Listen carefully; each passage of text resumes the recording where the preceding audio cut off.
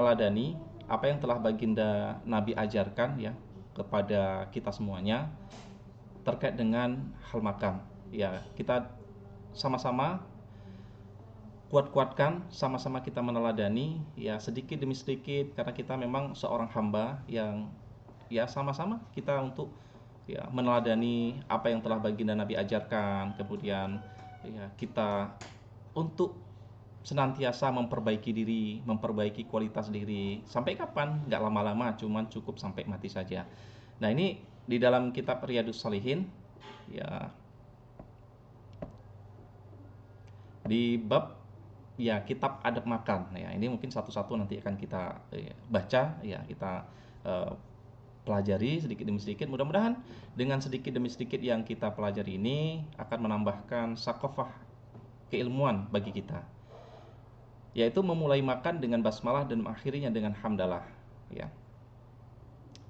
Di hadis yang pertama, an Umar ibn Salamah radhiyallahu anhuma qala qala Rasulullah sallallahu alaihi wasallam samillah samillaha wa kulli biyaminika wa kulli mimma yalika, muttafaq alaih ya.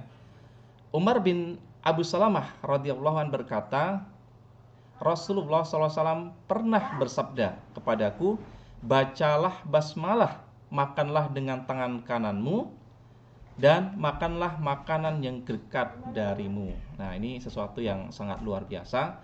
Jadi ternyata anjuran untuk makan dengan basmalah, kemudian dengan tangan kanan, ini bukan hanya sekedar ya suatu adab orang timur saja, tapi ini merupakan adab yang baginda Nabi ajarkan ya.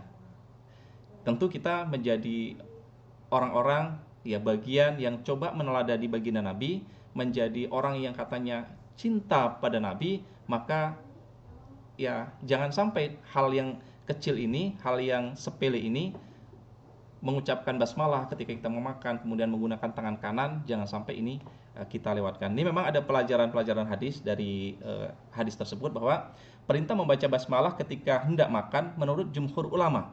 Perintah di sini berarti sunnah ya, bukan wajib ya. Perintah itu berlaku pula bila hendak minum.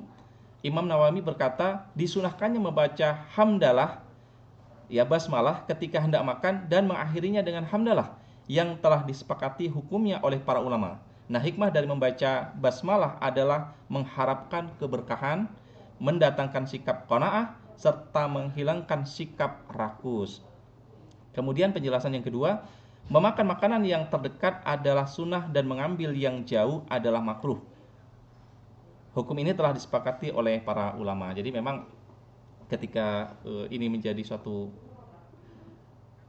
hal yang dicontohkan oleh baginda Nabi bahwa ketika makan dengan basmalah kemudian tangan kanan mengakhirinya dengan alhamdulillah, ini bagian daripada upaya baginda Nabi mengajarkan kepada kita ketika hendak kita mau makan pun kita sebut nama Allah. Kemudian setelah kita memakan rezeki yang telah Allah berikan, kita diminta untuk mensyukurinya, ya mengucapkan terima kasih, alhamdulillah.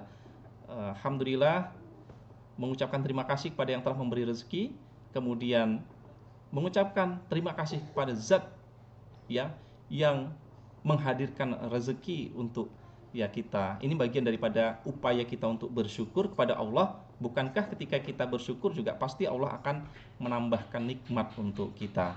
Kemudian ya dengan kita membaca basmalah ini tentu pasti akan mengharapkan suatu keberkahan ya. Dengan kita membaca basmalah, insya Allah keberkahan demi keberkahan itu akan hadir dalam kehidupan kita, kemudian ya mendatangkan sikap qanaah ya, supaya tidak rakus ya, tidak berlebihan, karena memang dari hal makan ini menjadi suatu rentetan yang sangat panjang. Mungkin bagi yang kita biasa sarapan ya, bagi sarapan itu inilah mengawali daripada kita bertawakal kepada Allah Subhanahu wa taala. Semuanya kita menghadirkan Allah, kemudian setelah kita makan kita mengucapkan hamdalah. Baik ya, semoga dengan satu hadis di pagi ini menambah keilmuan bagi kita semuanya bahwa ternyata